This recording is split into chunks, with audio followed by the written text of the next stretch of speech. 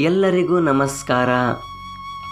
ಇವತ್ತಿನ ವಿಡಿಯೋದಲ್ಲಿ ಸರ್ಕಾರಿ ಕೆಲಸವನ್ನು ಯಾವ ರೀತಿಯಾಗಿ ಪಡೆಯಬೇಕು, ಸರ್ಕಾರಿ ಕೆಲಸ ಪಡೆಯುವುದಕ್ಕೆ ಏನೆಲ್ಲ ತೊಂದರೆಗಳಿವೆ, ಕಷ್ಟಗಳಿವೆ, ಆ ತೊಂದರೆಗಳನ್ನು ಕಷ್ಟಗಳನ್ನು ನಾವು ಯಾವ ರೀತಿಯಾಗಿ ನಿವಾರಣೆ ಮಾಡಿಕೊಂಡು ನಮಗೆ ಅಂಟಿರುವಂತಹ ಕುಲಂಕುಷವಾದ ಸಂಕಷ್ಟವನ್ನು ನಾವು ಬಗೆಹರಿಸಿಕೊಂಡು ಯಾವ ರೀತಿಯಾಗಿ ನಾವು ಮುಂದಿನ ದಿನಗಳಲ್ಲಿ ಸರ್ಕಾರಿ ಉದ್ಯೋಗವನ್ನು ಪಡೆಯಬಹುದು.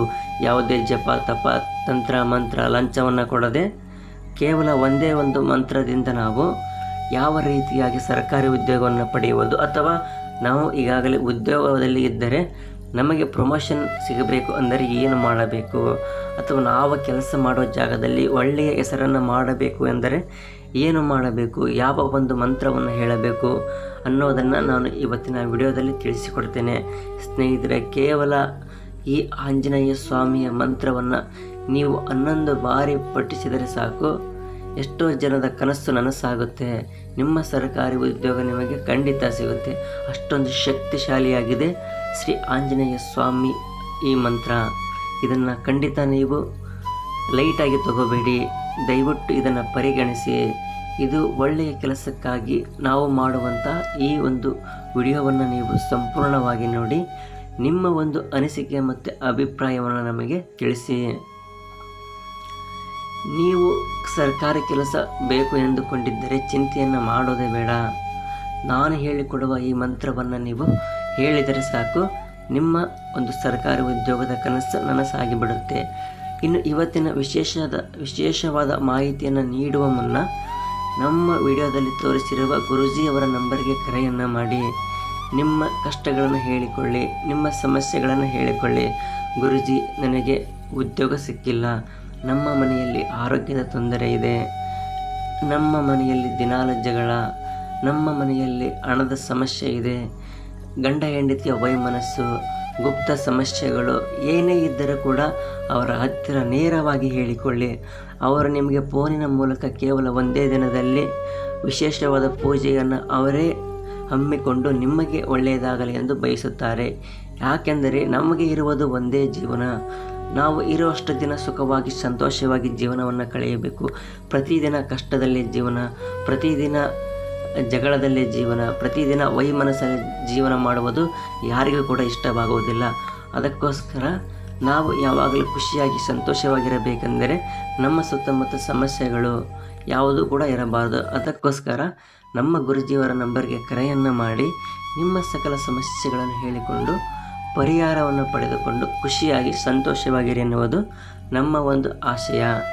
ಇನ್ನು ಮುಖ್ಯವಾದ ವಿಷಯಕ್ಕೆ ಬರಬೇಕು ಅಂದರೆ, ನಾನು ಈಗ ತಿಳಿಸಿಕೊಡುವಂಥ ಈ ಮಂತ್ರವನ್ನು ನೀವು ಶನಿದೇವರ ಮುಂದೆ ಅಂದರೆ ಆಂಜನೇಯ ಸ್ವಾಮಿ ಮುಂದೆ ನಿಂತುಕೊಂಡು ಈ ಮಂತ್ರವನ್ನು ನೀವು ಪಠಿಸಬೇಕಾಗುತ್ತೆ. ಈ ಮಂತ್ರವನ್ನು ಪಠಿಸಿ ಆದ ಮೇಲೆ ನಾನು ಹೇಳುವ ಈ ಮಂತ್ರವನ್ನು ನೀವು ಪಠಿಸುವಾಗ ಕೆಲವೊಂದು ನೀತಿ ನಿಯಮಗಳನ್ನು ನೀವು ಪಾಲಿಸಬೇಕಾಗುತ್ತೆ. ಈ ಮಂತ್ರ ಹೇಳಬೇಕಾದರೆ ಹಣೆಯಲ್ಲಿ ಕೇಸರಿ ತಿಲಕ ಇರಲೇಬೇಕು. ಆಂಜನೇಯ ಸ್ವಾಮಿಯ ಫೋಟೋ ಮುಂದೆ ಬೆಳಗ್ಗೆ ಅಥವಾ ಸಾಯಂಕಾಲ ಸಮಯ ಈ ಮಂತ್ರವನ್ನು ಪಠಿಸಿದರೆ ಸಾಕು. ಆಂಜನೇಯ ಸ್ವಾಮಿ ದೇವಸ್ಥಾನಕ್ಕೆ ಹೋಗಿ ಭಕ್ತಿಯಿಂದ ಪೂಜೆಯೆಲ್ಲ ಆದ ನಂತರ ಆಂಜನೇಯ ಸ್ವಾಮಿ ದೇವಸ್ಥಾನದಲ್ಲಿ 3 ಪ್ರದಕ್ಷಿಣೆಯನ್ನು ಮಾಡಿ ನಂತರ ನೀವು ಸರ್ಕಾರಿ ಕೆಲಸಕ್ಕೆ ಅಥವಾ ಈಗ ಮಾಡುತ್ತಿರುವ ಕೆಲಸದಲ್ಲಿ ಪ್ರಮೋಷನ್ ಬಗ್ಗೆ ಅಥವಾ ಉದ್ಯೋಗದಲ್ಲಿ ಅಭಿವೃದ್ಧಿ ಬಗ್ಗೆ ಅಥವಾ ಸಂಬಳವನ್ನು ಹೆಚ್ಚಿಸುವುದರ ಬಗ್ಗೆ ಸಂಕಲ್ಪವನ್ನು ಮಾಡಿಕೊಂಡು ಈ ಮಂತ್ರವನ್ನು 11 ಬಾರಿ ಹೇಳಿ ನೀವು ಮನೆಗೆ ಬರಬೇಕು. ನಾನು ಹೇಳುವ ಈ ಮಂತ್ರವನ್ನು ನೀವು ಯಾವುದೇ ಕಾರಣಕ್ಕೂ ತಪ್ಪಬಾರದು. ಇದನ್ನು ಒಂದು ಪುಸ್ತಕದಲ್ಲಾಗಲಿ ಅಥವಾ ಒಂದು ಶುದ್ಧವಾದ ಕಾಗದದಲ್ಲಾಗಲಿ ಬರೆದು ದೇವರ ಮನೆಯಲ್ಲಿ ಇಟ್ಟು ಬಿಟ್ಟರೆ ತುಂಬ ಒಳ್ಳೆಯದು.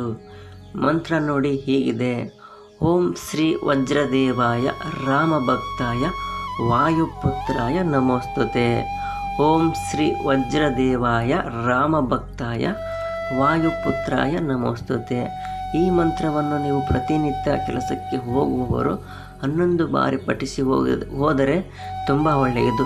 ಇನ್ನು ನೀವು ನೆನಪಿಡಬೇಕಾದ ವಿಷಯ ಎಂದರೆ, ನೀವು ಇದನ್ನು ಪ್ರಾರಂಭ ಮಾಡುವ ದಿನ ಶನಿವಾರ ಅಥವಾ ಮಂಗಳವಾರದಂದು ಶುರು ಮಾಡಿದರೆ ಪ್ರತಿಫಲ ಜಾಸ್ತಿ, ಒಳ್ಳೆಯ ನಿಮಗೆ ಭವಿಷ್ಯ ಸಿಗುತ್ತೆ. ಆಂಜನೇಯ ಸ್ವಾಮಿ ಉದ್ಯೋಗಕ್ಕೆ ಸಂಬಂಧಿಸಿದ ಈ ಮಂತ್ರ ನಿಮಗೆ ಇಷ್ಟವಾದರೆ ಈ ವಿಡಿಯೋಗೆ ಒಂದು ಲೈಕನ್ನು ಕೊಡಿ. ಹಾಗೆ ಆಂಜನೇಯ ಸ್ವಾಮಿ ಎಂದು ಕಮೆಂಟ್ ಮಾಡಿ. ನಿಮಗೆ ಏನಾದರೂ ಈ ಮಂತ್ರ ಮಾಡಲು ಸಮಸ್ಯೆ ಎನಿಸಿದರೆ, ಕಷ್ಟ ಎನಿಸಿದರೆ ನಮ್ಮ ವಿಡಿಯೋದಲ್ಲಿ ತೋರಿಸಿರುವಂಥ ಗುರುಜಿಯವರ ನಂಬರ್ಗೆ ಕರೆಯನ್ನು ಮಾಡಿ. ಅವರು ವಿಶೇಷವಾದ ಒಂದು ಪೂಜೆಯನ್ನು ಮಾಡುವ ಮೂಲಕ ಇನ್ನೂ ಇದಕ್ಕಿಂತ ಸುಲಭವಾದ ಉಪಾಯವನ್ನು ಹೇಳಿ ನಿಮಗೆ ನಿಮ್ಮ ಕಷ್ಟಗಳನ್ನು ದೂರ ಮಾಡುತ್ತಾರೆ. ನಿಮಗೆ ಸರ್ಕಾರಿ ಉದ್ಯೋಗ ಸಿಗುವಂತೆ ಮಾಡಿಕೊಡುತ್ತಾರೆ. ದಯವಿಟ್ಟು ಅವರ ನಂಬರ್ಗೆ ಕರೆಯನ್ನು ಮಾಡಿ ನಿಮ್ಮ ಸಮಸ್ಯೆಗಳನ್ನು ಪರಿಹರಿಸಿಕೊಳ್ಳಿ. ಧನ್ಯವಾದಗಳು.